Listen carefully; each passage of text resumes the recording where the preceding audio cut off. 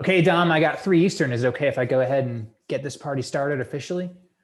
Let's get this party started. All right, awesome. Well, good afternoon, everybody. If you are watching the recording, I hope you're having a good day no matter when and where you are.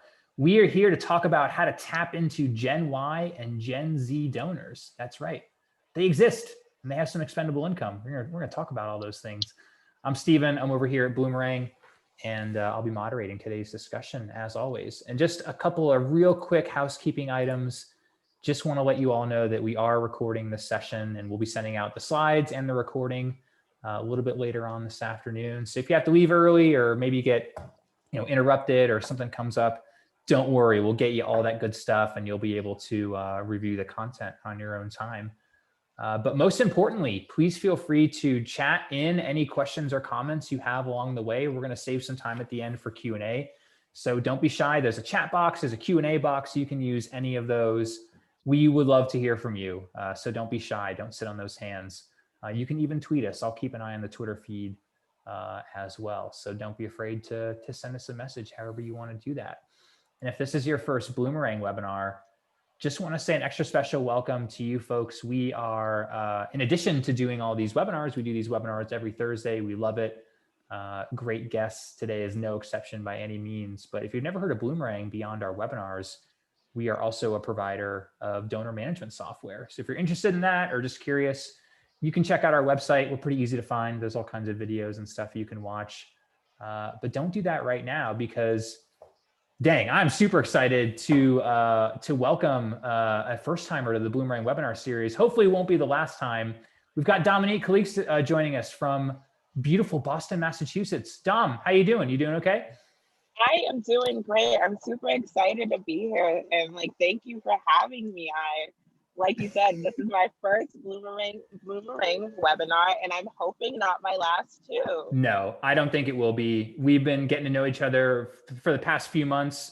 I mean, anyone from Massachusetts, my home state, is a friend of mine, but Dom is awesome. If you all don't know her, you're gonna want to follow her online. I have a feeling that if you listen to any fundraising podcast or read any fundraising blog or publication, you're probably going to see her name if you haven't already. Her day job, she's over at the YW Boston. That's the oldest YW, right, Dom? Have I got that right? That's like the OG. Yeah, we are the OGs. We are the first YW. So we're over 150 years old now. That's awesome. Yeah, super involved in the YW world. So if any of you listening are also at a YW, definitely follow Dom. She's their Associate Director of Annual Giving and Special Events. Also a board member all over the place. She's a board member for the YNPN in Boston, for the Massachusetts chapter of Democrats for Education Reform. She's super involved in the AFP chapter there in Massachusetts. And it's just awesome. Every time I see a blog post or a byline from her, I zoom right in on that and read it before I move on with my day. So you don't want to hear from me. You all want to hear from Dom. So I'm going to stop sharing and we'll let you, Dom, bring up your beautiful slides. I'm gonna bring up my slides, and while I'm doing that, I'm gonna say hello to I see that I have someone from the YW in Hartford. So hello to you. Nice. Carol, I saw your message. Let's definitely connect. But again, I am so excited to be here with you all. Again, I am going to talk about how to identify and pull from your philanthropic bench, really tapping into your Gen Y and Gen Z donors. And so we already started to talk a little bit about myself. You know, I'm over at the YW Boston. I come to you today with about 6 years of fundraising experience traditionally and lots of other additional nonprofit experience as well. I like to say that I have been in this nonprofit thing for a real long time and I'm true to the game at this point. So as Stephen mentioned earlier, I'm a member of YMPN Boston. So in addition to just being involved at my own organization, I am really focused on trying to make sure our sector is continuing to bring in new talent that is ready to be a part of the sector so that we can make an impact. And then, as Stephen mentioned, I'm really involved with my AFP chapter. I'm on the idea board, I'm on the education committee, but I'm also a part of women in development. So I know that a few of the folks from Women in Development reached out and said they would be on the call. So hello to y'all. I'm on the program committee there. And then most significantly today, I want to let you know that I'm a millennial. I know I mentioned it earlier, but I'm a millennial. I'm a part of Gen Y. And that's why this topic is really important to me, because I've definitely seen it on both sides. As a fundraiser, I've seen how I am interacting with millennials and Gen Z in the nonprofit space. And I also see how nonprofits have begun to interact with me. And I'm going to just be upfront. It's very little because I'm a millennial. I'm pretty sure of it, because I don't get stewarded at all. And I put myself in the position to be stewarded for sure. So let's talk about what we'll get into today. So we're going to talk about who millennials and Gen Z are as a cohort. We're going to talk about the relationship with millennials and Gen Z with nonprofits and what they want to see in their relationships with nonprofits. We're also going to talk about tips for identifying Gen Y and Gen Z constituents, and then how to engage them once you have identified them. So that's the lay of our land. We'll have some time at the end for questions, and we're going to get right into it. And so you're probably wondering why I was like, we're going to pull for our philanthropic bench. And well, you guys heard I'm from Boston. I take my Boston sports very serious. Steve takes his Boston sports very serious. I promised there would be a Boston sports reference. So here we are, and we're going to talk about Bill Belichick's outlook on teams and why it's important and relevant to this conversation. So Bill Belichick says that on a team, it's not the strength of an individual player, but it's the strength of the unit and how they all function together.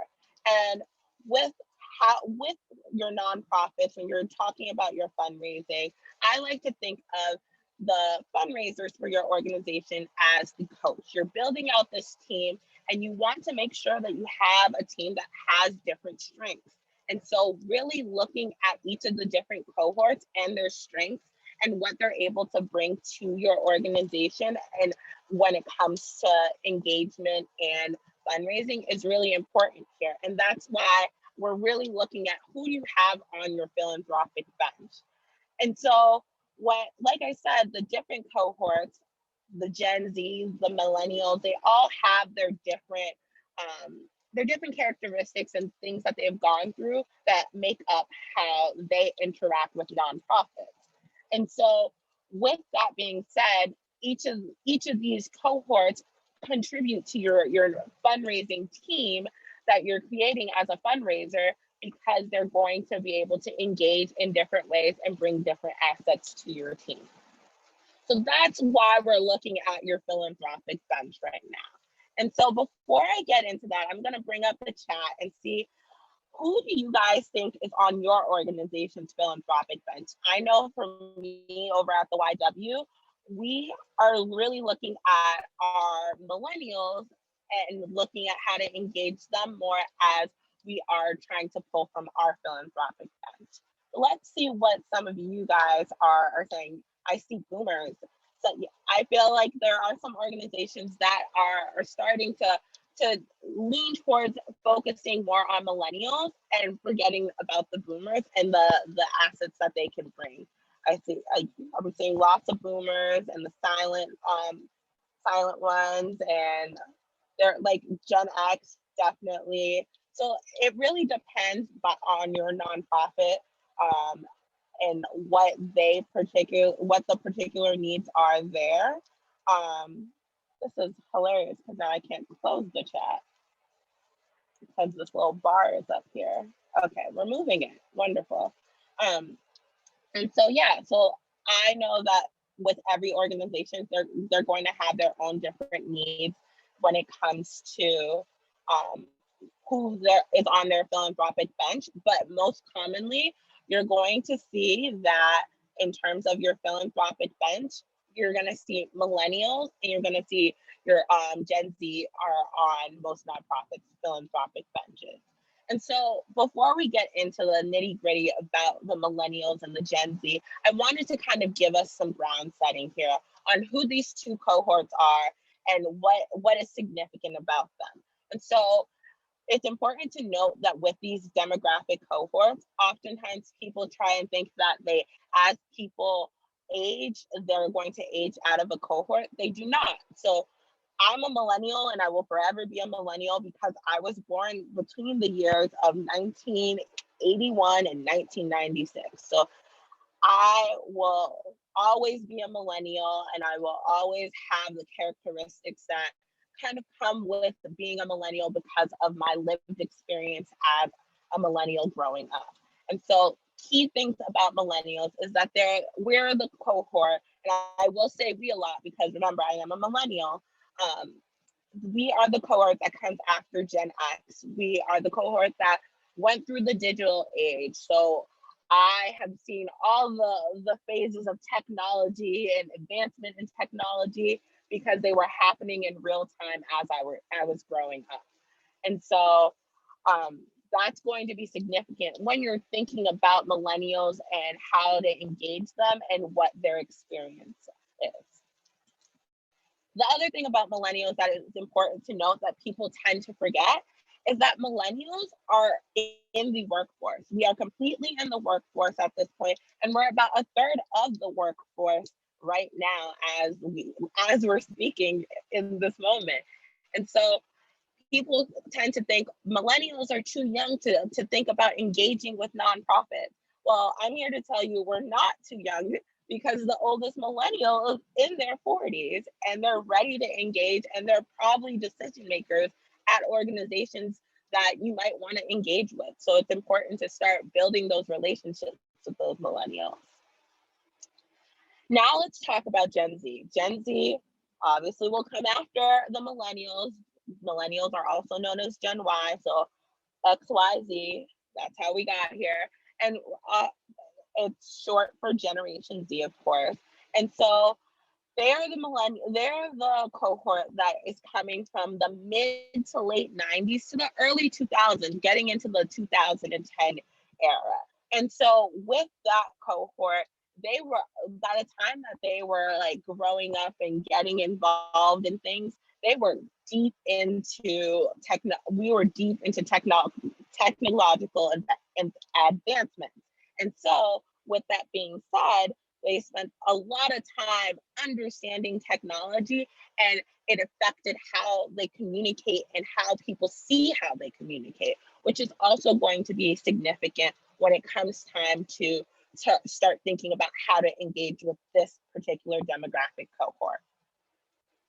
And so for people who are like, well, are they old enough for us to start engaging with? Yes. There's a number of reasons why they're old enough for you to start engaging with them.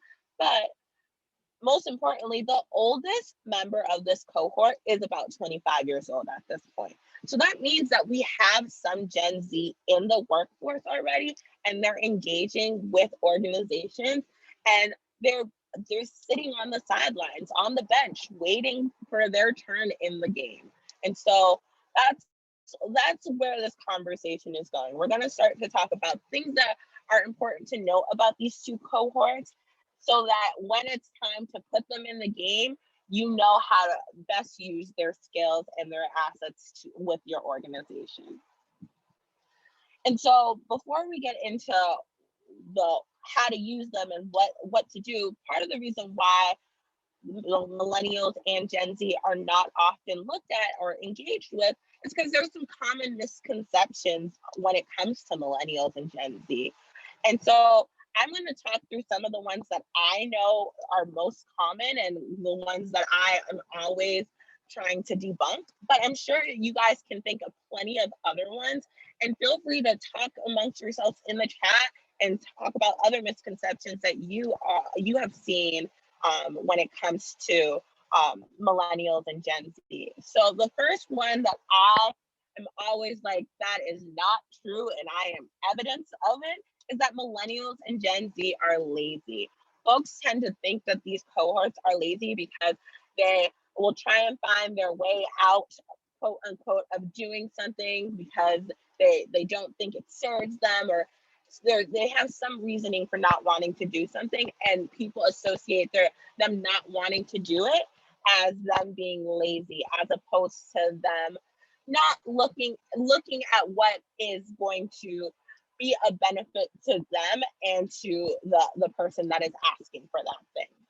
The other thing that is often talked about when it comes to millennials and Gen Z is the fact that there is a lack of commitment. And that really stems from the fact that with both these cohorts, you often see that they will jump around from place to place, from job to job, which is very different from our counterparts that are boomers and our Xers, where they have gone into the workforce and oftentimes they've gone in and they have stayed at one organization and that's where they'll retire. Whereas I am a millennial and I've already had about 5 different organizations that I've worked with at this point. And that's both pre-graduating college, that's after graduating college. So I have moved around and I am trying to make sure that I'm getting the best of my experience so that I'm able to bring my best experience to whatever organization I am working with. And so that's not a lack of commitment, that's a commitment to an impact into the work versus a commitment to a particular organization. The other thing is that oftentimes, because of the way that millennials think about the way that they're going to move about society and how they're going to support organizations, it's often said that millennials are self-centered and entitled because they spend a lot of time thinking about themselves as opposed to thinking about the organization. And that really comes from the fact that at this point, millennials and Gen Z are really focused on not particular organizations because those organizations aren't necessarily tied to impact for them, and what they're going to be focused on is impact. The other thing that often gets said is that millennials are incompetent and they don't care, and that we can debunk off the sheer fact that millennials and Gen Z have been engaging with organizations at high rates. It's just that while they're engaging with these organizations, they're not having the organizations reciprocate their engagement. And then the other thing, which is big because millennials have grown through the digital age and Gen Z has spent all their time with technology, is the fact that people tend to think that these two cohorts only communicate online and that's the only way that you'll get to them. And that's not true. While we definitely do communicate online, we all are also able to communicate in other ways, and because you're limiting your scope and how you're communicating with millennials and Gen Z, that is going to force you to limit the scope of the things that millennials and Gen Z are seeing from your organization, because not everything will translate well online in terms of showing the impact of your organization in a way that is conducive to how Gen Z and Gen Y want to see things. And so now that we've kind of talked about the misconceptions, I really want to talk about why you should spend some time identifying millennials and Gen Z in your constituent pools that you can engage with. And one of the big things is that millennials and Gen Z are very passionate about issues. And first of all, that's like your ideal constituent. You want somebody who's passionate about the issues because you know they're going to be committed to the work. And so with these two cohorts, they are committed to the cause. And because they're committed to the cause, they're not necessarily going to be committed to your particular organization or a particular person at your organization. They're going to be committed to the work that is being done for the cause.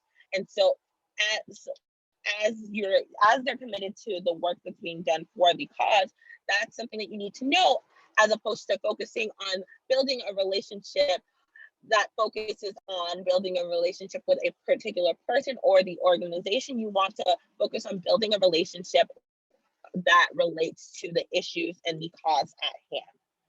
And because they're so passionate about the issues, they're already known for donating to several charities and engaging in philanthropic efforts. And they're giving money in ways that they think are going to be most impactful.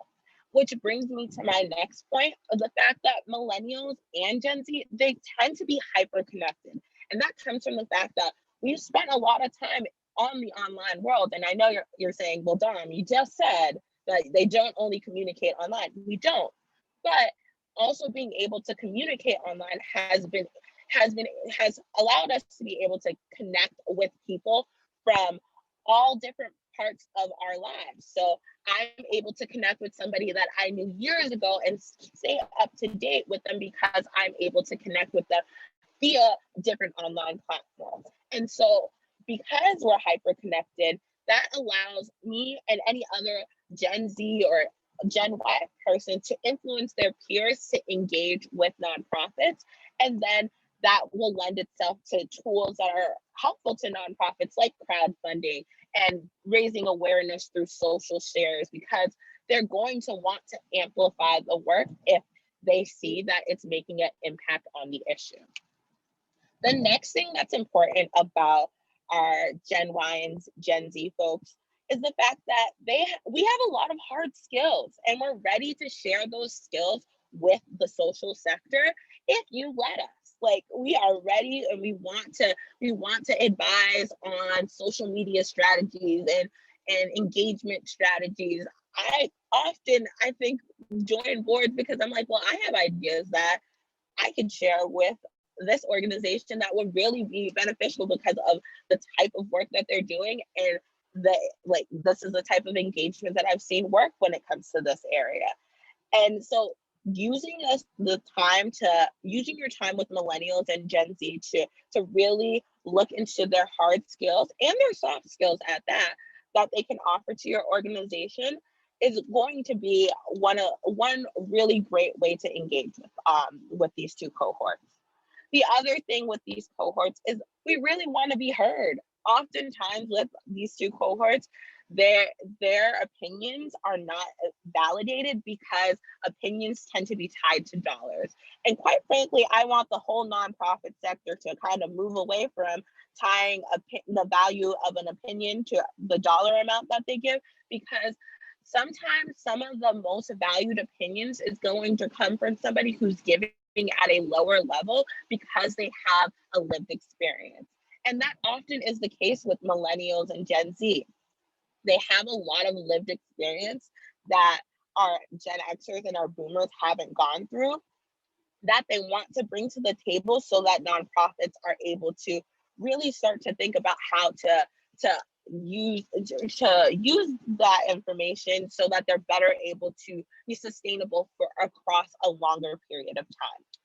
And then finally, the other thing with these two cohorts is they're really generous, like absolutely generous. But the thing about their generosity is they're looking at generosity as more than just I'm giving my dollars here. When a Gen X or a Gen Y or a Gen Z person is coming to a person and saying I'm a philanthropic person, they're not just talking about their dollars. They're also talking about their time, their talent, and they're really focused on making sure that all the things that they're doing contribute to building a philanthropic space that's making the world a better place. Because in the end, both these cohorts have grown up through some very difficult times, and so they really want to see the world become a better place. And that's not to say that our Gen Xers and our boomers didn't grow up in very difficult times and don't want to see the world become a better place. It's just at this point, our Gen Y and Gen Z folks are like, we've been doing this for a while, and we want to take a different approach and see what the impact could be for the philanthropic space. So before we get into key strategies that I find lend itself well to these two particular cohorts, I also want to call out some key stats about each of these cohorts and the way that they give and their interests. So with millennials, you're going to see that millennials tend to support organizations that are focused on issues of human international development, child development, and victims of crime and abuse. And so if you're an organization that works outside of those realms, I'm not saying that you're out of luck and you won't get any dollars from a millennial, but if you are an organization within those issue areas, you're definitely going to want to start to think about how you're building in opportunities for millennials. And so the next couple slides, they're for you, especially. They're for all of you, but you should definitely pay attention if you are in these issue areas. The other thing about millennials is that we want to be known for our philanthropic efforts, and we want it to be a part of our legacy. And so oftentimes when you're thinking about millennials, you're like, oh, I have time to start talking to them, or I have time to do this with them, and I have time to do that. But you really should start talking to millennials early, and you should really start talking to all your constituents early, but like particularly millennials, you need to start talking about where they're seeing their legacy when it comes to their philanthropic efforts, because they're already thinking about it. I'm of the belief there's no time like the present to start putting a bug in somebody's ear about a legacy gift. I'm someone where I already know where I want my legacy gift to go, and I know lots of millennials do too. And then the other key fact that I want to share about millennials is that 84% of millennial donors have a history of supporting nonprofit causes. And so with a lot of nonprofits, they're like, we don't have millennial donors, they're not there. Well, they are there. You're just not identifying them, and you're not continuing to engage them. So they're not becoming habitual donors. And so you're spending a lot of money acquiring new donors because you don't think that you have them in there. But if you look at your data, they're there. And so make sure you're using the data to figure out where your millennials are so that you can start to engage them for a longer term. And now let's talk about some key stats about Generation Z and their giving. In terms of their giving, they're really interested in environmental issues, so wildlife conservation. They're also interested in arts and culture, humanities and human.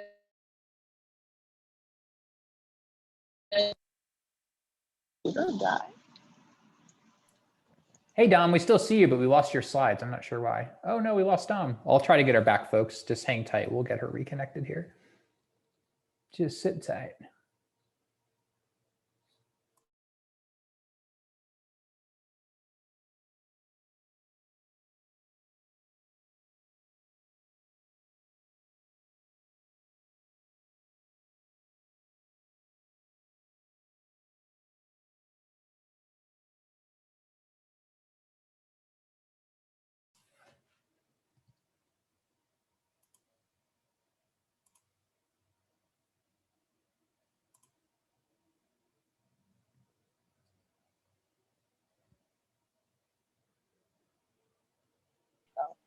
Sorry hey, about Dom. that, folks.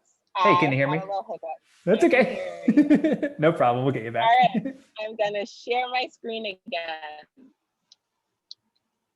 All right. I think we heard up to the causes that the Gen Zs were interested in. So I don't think we missed much, actually. Wonderful. Yeah, you didn't miss much because I was like, oh, it stopped sharing the screen. So we're back, and now we're talking about the second bullet here, where according to Blackbaud's Next Generation report, 30% of Gen Z, including children under 18, are already supporting charities. And so with that, if they're already supporting charities, again, they are in your databases and they are ready to be engaged. And they're not going to be your top dollar donors, obviously, but they're definitely going to be in your database, and you're going to want to start talking to them because that's a long-term engagement that can then build into a major gift in the future. And I know all the fundraisers are like, yeah, you got to play the long game. And so like you're playing an extra long game with Generation Z. And then finally with Generation Z, before making their gifts, the most common thing that they will look for is some sort of impact report or an annual report, so that really details how your organization has been using their dollars and really paying attention to the data there.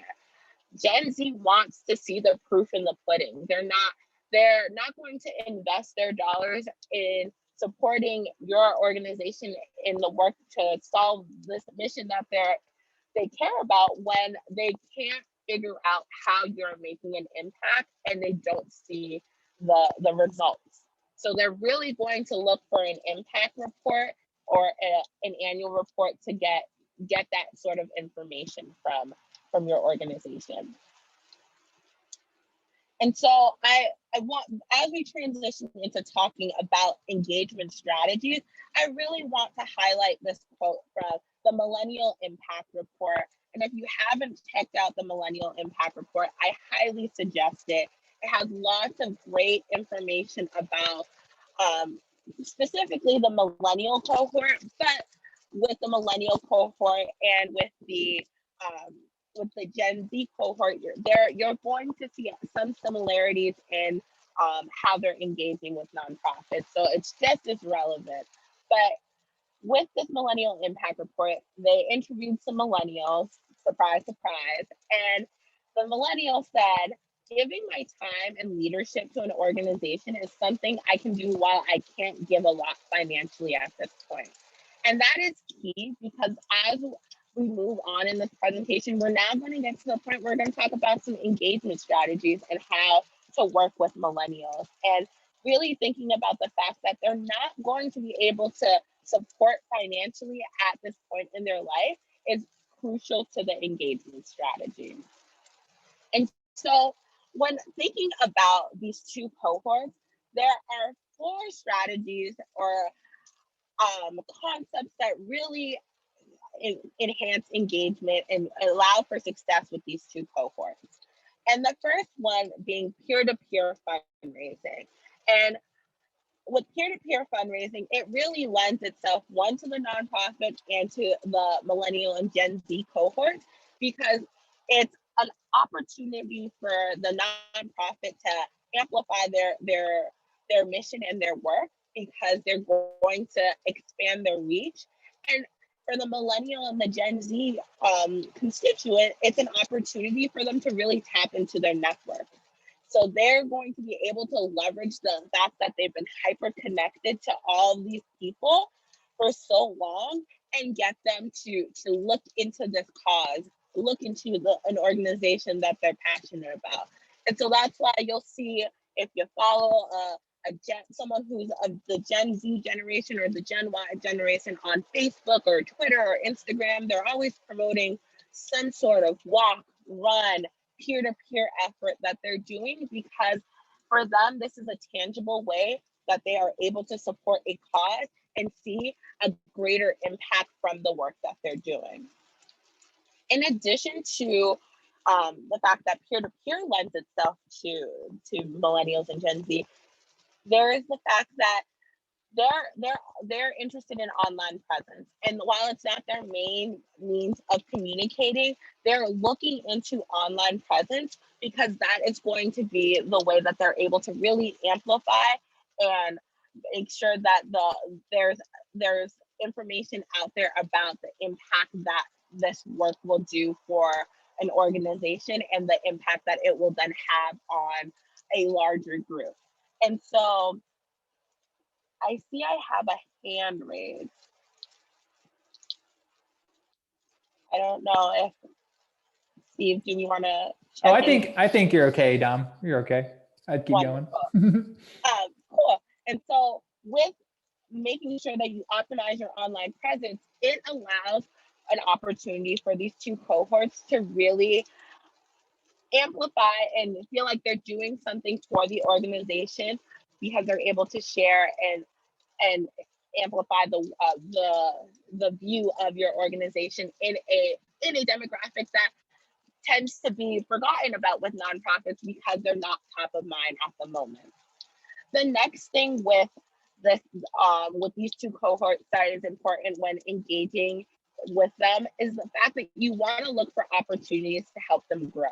So opportunities that are mutually beneficial to Gen Y and Gen Z in your organization are really going to be great opportunities for engagement. So looking at your advisory boards or committees that they can sit on and have the opportunity to really learn or freshen up on a skill that they already have is always something that is going to be of interest to a millennial or a Gen Z.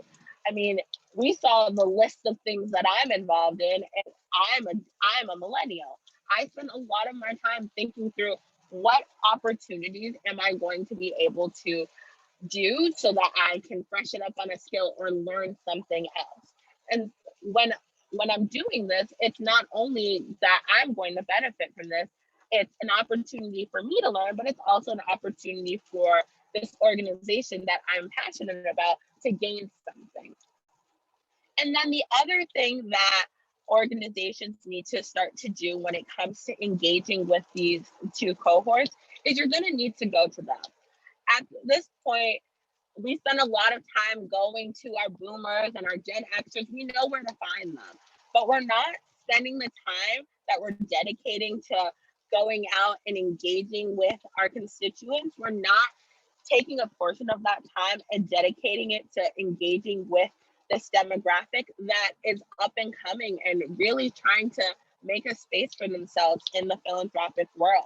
And so really thinking through where you're going to find your millennials. So your young professional groups, go to your alumni associations for the various colleges, go to the alumni chapters, sororities and fraternities, and really start to think about how you can engage with those groups so that you can start to bring in more millennials and Gen Z folks to your organization. And so when you're doing those things, these are some helpful tips that I think are important to make sure you're doing as you're engaging with these particular demographics. So you want to remember that you don't want to focus on the financial donation. It will come. Trust me, it will come. But you want to focus on enlisting them to participate with your organization. You want to spend the time thinking through ways that you can actively bring them into the work. You also want to think about how to actively leverage their networks. And they're social savvy. They spend a lot of time getting to know different people and going to networking events. How can you tap into that and use that for your organization?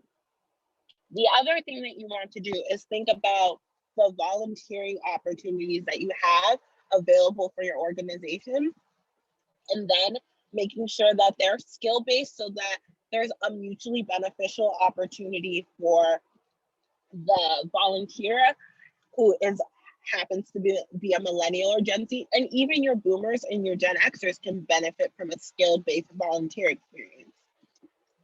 The other thing is you want to make sure that you're not focusing on just one particular thing. It's good to have a diverse array of opinions and things that are going into these strategies, because you don't want to just use one thing and hope that it works. It's like throwing something and hoping that it sticks. You got to try different things because not everyone is the same, and you want to make sure that you have representation across the cohort so you can build that ideal team for your nonprofit.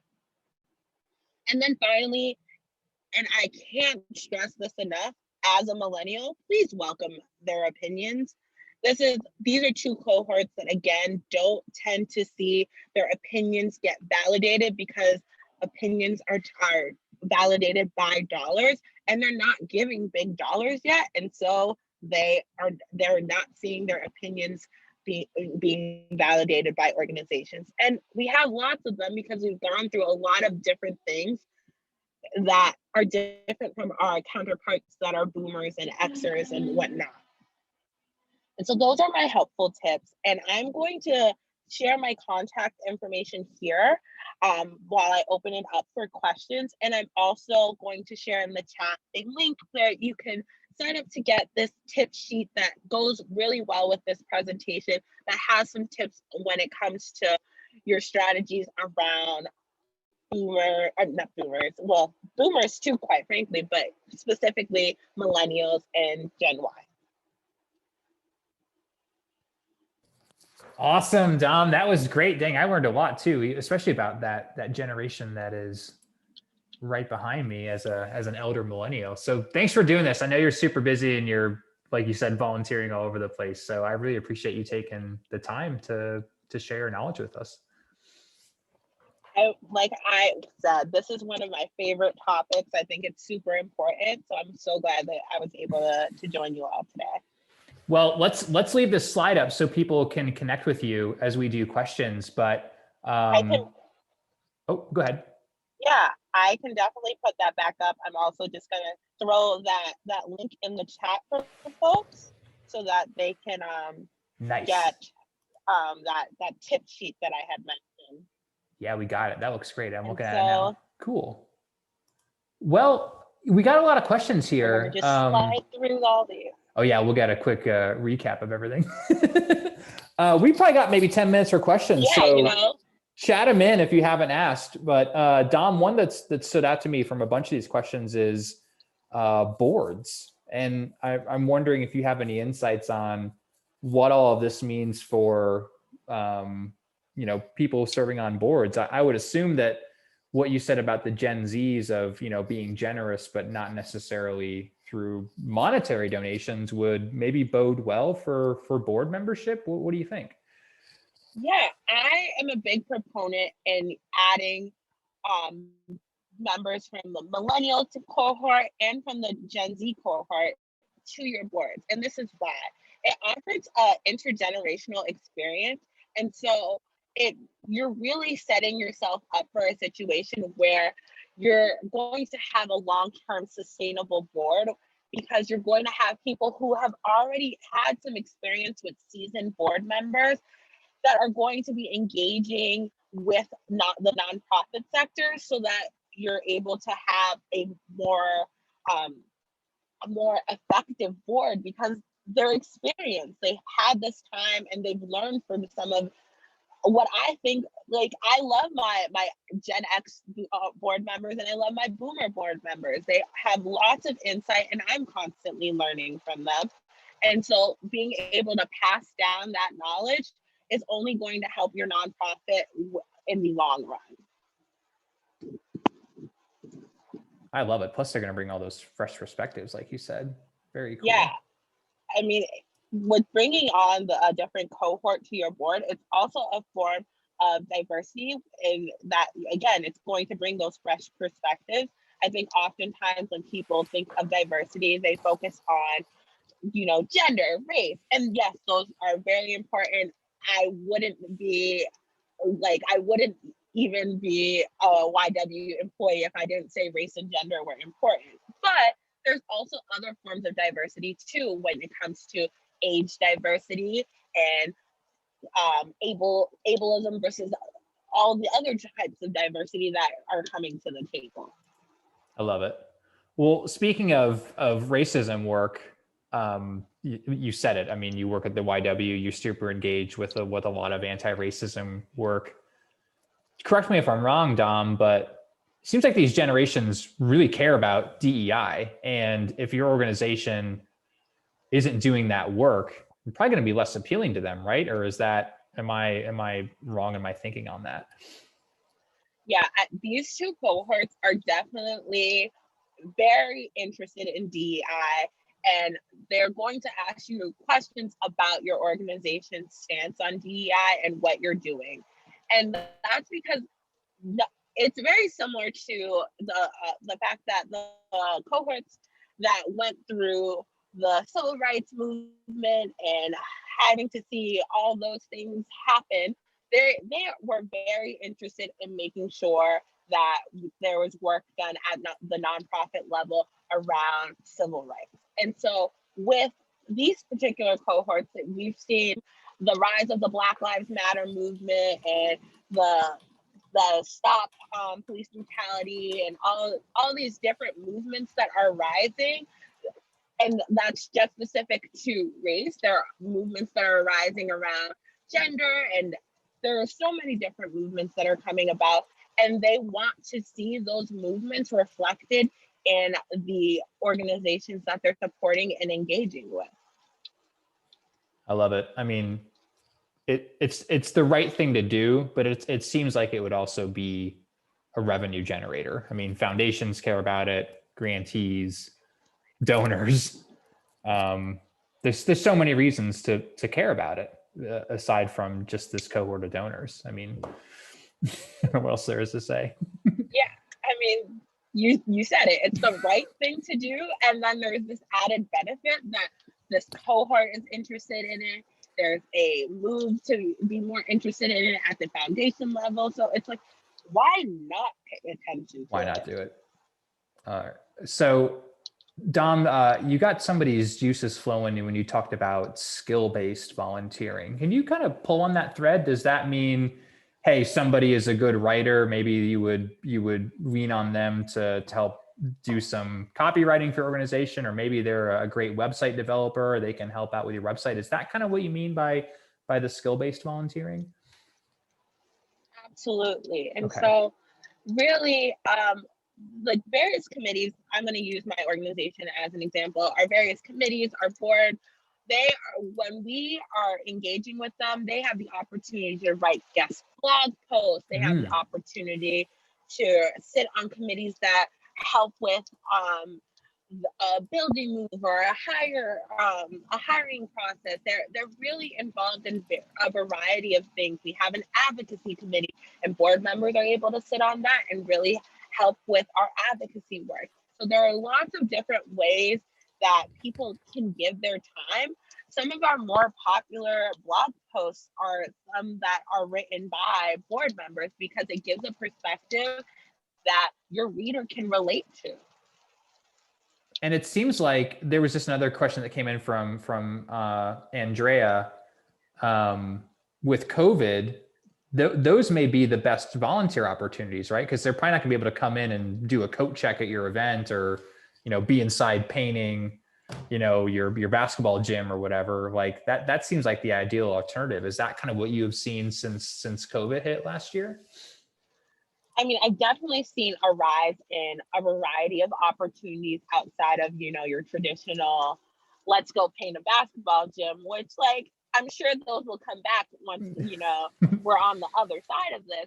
But I also think that because of COVID, we've noticed that the impact for both the actual contributor, so like when a board member or a committee member is asked to contribute on a blog post, they have this deep sense of like, oh my God, I'm really a part of this organization because I'm able to contribute here. And so it's a great touch point for that particular person, but then it's also a great touch point for the person who's going to see that in the end, because they're going to get really excited about seeing somebody that may look like them or have an experience like them, getting to share their perspective on why they're engaging or doing this work. I love it. And that's something that they can share more widely and say, well, this is why I do this work, and there are other people out there that are also doing it. Great tip for volunteer engagement. That one is worth its weight of admission for sure. Going back to the board, Dom. Anything anyone learns today, it's make sure you get your volunteers doing something. Yeah, there's no reason for them to just be sitting at home doing nothing just because they can't come in on site, right? I mean, that's great. That's powerful. Going back to the board, Dom, as I was putting together your bio slide and we were kind of joking about all the boards you sit on, I noticed that none of those boards say junior boards. And we had a couple people asking about that concept. What's your opinion? Is that a good thing to have, like a kind of a adult board and then a junior board? And I've served on junior boards before and regular boards, and I don't know. I won't sway your opinion because I'm really interested in what you think. But should people consider that, or should it just be your regular board and you have some younger folks on it that adds to the diversity? What do you think? I think that it depends on how you're implementing a junior board. Okay. Because with a junior board, there are some organizations that really have the junior board interacting with the governance board, is what they'll call their more traditional board, or their their advisory board or whatever you want to call your more traditional board. And there is really opportunity for collaboration and learning there. Versus there are some that keep them completely separate, and then it feels very siloed and doesn't feel like an opportunity where then my opinions are being heard and valued, and then it's honestly almost a hindrance on your organization, because you're doing this thing in hopes for an opportunity to really engage this particular group, and they walk away from the experience feeling that they were kind of short-sighted and they were on the short end of the stick and no one really cared about them. That makes sense. That makes a lot of sense. Very cool.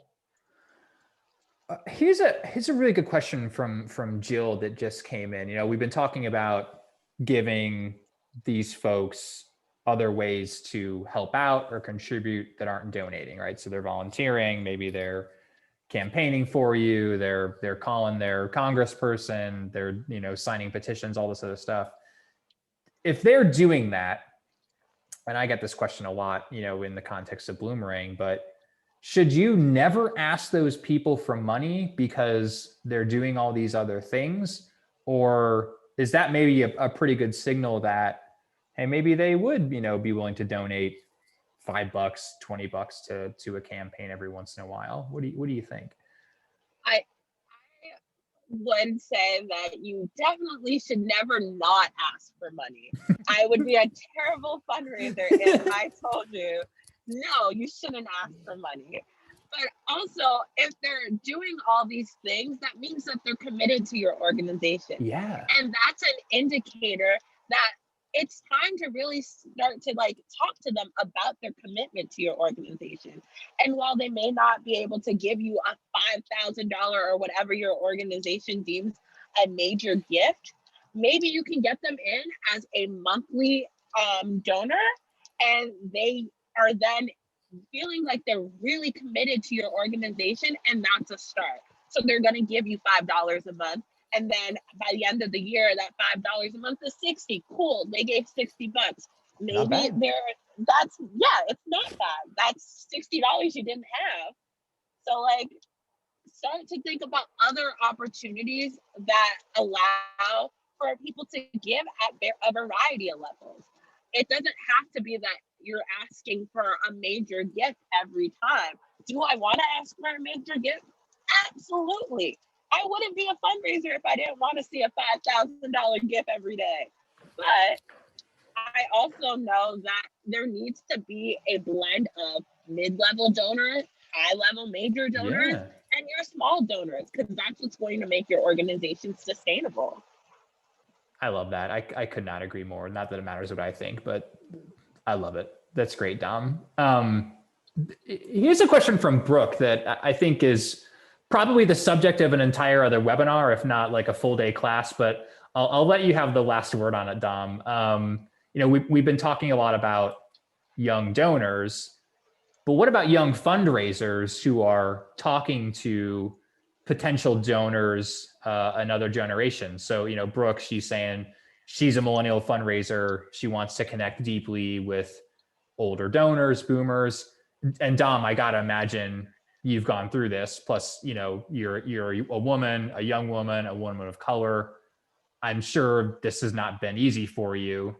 Do you have any tips or lessons learned when it comes to maybe overcoming, you know, the stereotypes of being, you know, a younger person who's trying to connect with that other generation that maybe is, you know, has its ideas about us based on our outward kind of appearance and things like that? What do you? I know this is a huge question, but I'm curious your thoughts. And it's a question that is also near and dear to my heart. So first of all, Brooke, yes, I hear you. I'm also a millennial fundraiser. I proudly state that I'm a millennial fundraiser for this exact reason, because it's time that people stop focusing on the fact that, you know, I had this lived experience, so I can't engage with this particular person. We are such a diverse group of people, and so really focusing on, this is their lived experience, so they can't relate to this person, isn't the type of fundraising that we should be doing, because that's not going to make an impact. And so I always encourage my other fellow millennial fundraisers and other young fundraisers to remain authentic and be very honest with people with why you're being authentic, because of the importance of the impact and how that relates back to your organization's mission and to your organization. Because at this point, I think every organization has a commitment to diversity, equity, inclusion, and belonging. So if they're not letting you be your most true and authentic self and interact with your constituents in that most true and authentic way, then they are not committed to DEI and belonging the way that they say they are. And that in turn is not going to have a positive effect on your organization's mission. Man, I feel like we could talk about this stuff the rest of the day, but we've already taken a lot of your time, Dom. And I know there's a lot of questions we didn't get to, but your contact info is on the screen. Is it cool if people reach out to you? Is that okay with you, Dom? Yeah, definitely reach out. I'm on all these platforms: LinkedIn, Twitter, Instagram. I'm talking all things fundraising, nonprofit, and millennial. So yeah, definitely reach out. And it was so great to be here with all of you guys. And Steve, thanks for having me. It's always good to get two Bostonians in the same room, or same Zoom at that. If you want some Patriots and Red Sox tweets, definitely follow Dom and I, and maybe you don't want to do that. Follow us for the fundraising stuff. I mean, they can follow us for both. That's right. Because you're going to get both regardless. It's good stuff. Well, the pleasure was all mine.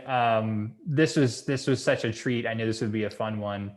And yeah, definitely connect with Dom if you want to keep going. I'm so sorry we didn't get to all the questions. There's some really good ones in here, and I wasn't trying to play favorites, I swear. But we're going to send out the recording and the slides here later today. So if you had to leave early, you're not hearing me say this, so I don't know why I'm mentioning it. But anyway, we're going to send those things out. So if you want to send it to a friend or a colleague, you'll be able to forward it along. And hopefully we'll see you on another Bloomerang webinar. I'm just going to bring up a quick teaser here for next week's session, monthly giving. If you care about monthly giving, hopefully you do, because it's awesome. Or if maybe you're new to it and want to get a program going, we got the session for you. Our buddy Erica, another New Englander, she's out on Cape Cod, Dom. So this is going to be Massachusetts month. This is great. Oh yeah, it's Massachusetts. Yeah, this is great. All day. Shout out to my fellow Massachusettsians, I think is the right word. I don't know what it is. Hoosiers is Indiana. It's easier to say. But anyway, monthly giving next Thursday at 2 p.m. Eastern with Erica. She's a queen of monthly giving. I mean, she literally wrote the book on it. So be there. Totally free. We're going to record it if you can't make it. If you know you can't make it but want it anyway, just register. It's okay if you don't attend live. You'll still get the recording. So hopefully we'll see you on that session. If not, we got a lot of other webinars. We're scheduled through the end of the year already, which is hard to believe. In fact, I scheduled a 2022 session already, which made me kind of sad inside, but it'll be here before you know it. So hopefully we'll see you again on another Bloomerang webinar, but we'll call it a day there. Have a good rest of your Thursday. Have a good weekend. Stay safe, stay healthy. We need all of you out there, please. And hopefully we'll talk to you again soon. Bye now.